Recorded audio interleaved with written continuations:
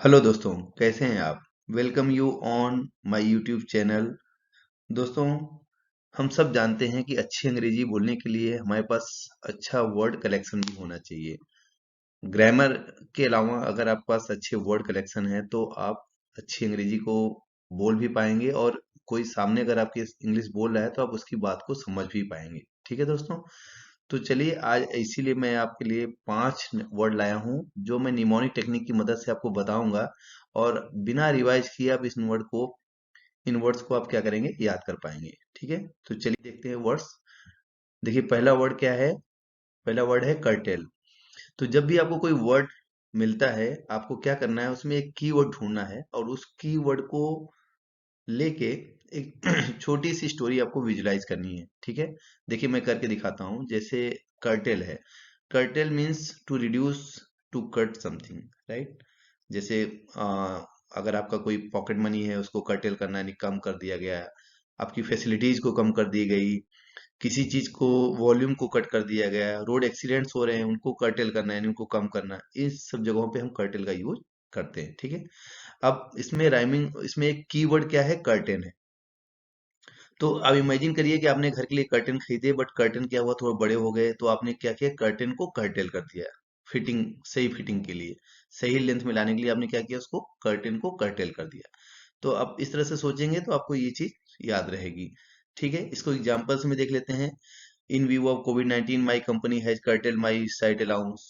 आप ऐसा बोल सकते हैं, in view of COVID 19 my father has curtail my pocket money. In order to curtail road accident, government will enact strict rules. सड़क हादसों पर अंकुश लगाने के लिए गवर्नमेंट क्या करेगी, सख्त नियम बनाएगी। ओके,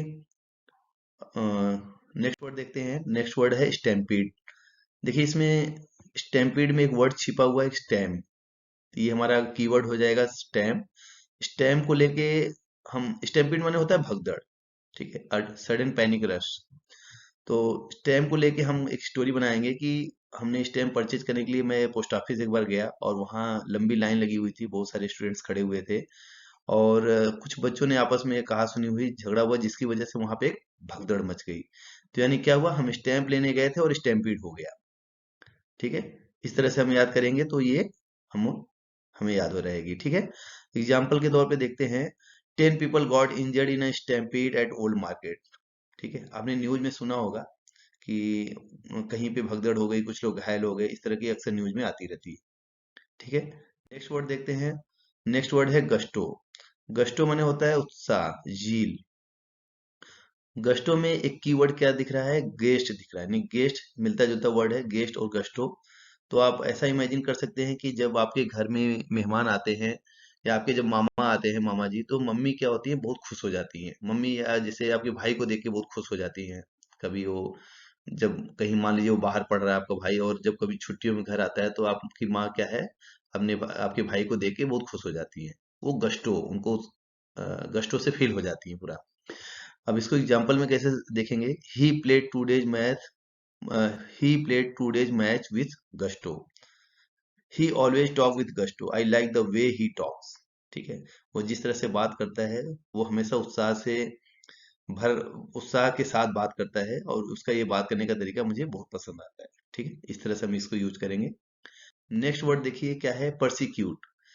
परसिक्यूट माने होता है टू टीज यानी सताना, चिढ़ाना। परसिक्यूट में आप देखिए कीवर्ड क्या समझ में आ रहा है, पर्स और क्यूट यानी क्यूट पर्स। तो आप ऐसे इमेजिन करिए कि आपकी सिस्टर ने क्या हुआ, एक बार एक पर्स खरीदा जो कि बहुत ही सुंदर था, बट वो चूंकि लेडीज पर्स था और आप एक दिन उसको लेके कोचिंग क्लासेस चले गए जहाँ पे आपके दोस्तों ने आपका बहुत मजाक उड़ाया। ठीक है, तो इस तरह से क्यूट पर्स को जब भी देखेंगे तो आपको याद आ जाएगा कि परसिक्यूट यानी क्यूट पर्स आप लेके गए थे और आपके दोस्तों ने आपको सताया, आपको चिढ़ाया। इसको एग्जाम्पल में कैसे यूज करते हैं, देखिए। I have been persecuted by my classmates. Don't persecute me, leave me alone. मुझे अकेला छोड़ दो, मुझे परेशान मत करो। ठीक है, नेक्स्ट वर्ड देखते हैं। नेक्स्ट वर्ड है कन्विक्शन यानी स्ट्रॉन्ग बिलीफ, भरोसा, मानना। ठीक है, इसमें देखिए कीवर्ड क्या है, कान और विक्स। ठीक है, कन्विक्शन यानी कान और विक्स। तो आप ऐसा समझिए कि जब भी आपकी ग्रैंड माँ है, जो कि वो पुराने ख्यालात की हैं, तो जब भी उनको कान में या सर दर्द होता है या उनको जुकाम होती है तो क्या करती है, वो कान में विक्स लगाती है। और आपने जब पूछा तो उन्होंने बोला ये मेरा कन्विक्शन है, ये मेरा स्ट्रांग बिलीफ है कि ऐसा करने से उनको आराम मिलता है। ठीक है। तो कान और विक्स कौन लगाता है? दादी लगाती है। क्यों लगाती है? क्योंकि उनका स्ट्रांग बिलीफ है, उनका कन्विक्शन है कि ऐसा करने से उनको आराम मिलेगा। ठीक है।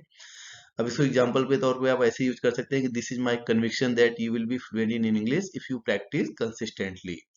My conviction says that India will win the match. मेरा ऐसा मानना है, मुझे भरोसा है कि आज का मैच इंडिया जो है जीतेगी। तो आई होप दोस्तों आपको ये टेक्निक पसंद आई होगी। और इस टेक्निक पे मैं आगे और भी 5 वर्ड्स की सीरीज लेके आता रहूंगा और सारे वीडियो लाऊंगा जिसमें मैं हर वीडियो में 5 नए वर्ड्स इस टेक्निक की मदद से बताऊंगा। तो प्लीज आप कमेंट करके बताइए, और इसमें कोई इम्प्रूवमेंट है तो वो भी बताइए, आपको नहीं अच्छा लगा तो वो भी बताइए। और सब्सक्राइब करिए, ज़्यादा से ज़्यादा दोस्तों तक, ज़्यादा से ज़्यादा स्टूडेंट्स तक ये बात आप पहुंचाइए, सो दैट उनको भी इस टेक्निक के बारे में पता चले और वो इंग्लिश को आसानी से सीख सकें। सो तब तक के लिए bye bye, see you in next video.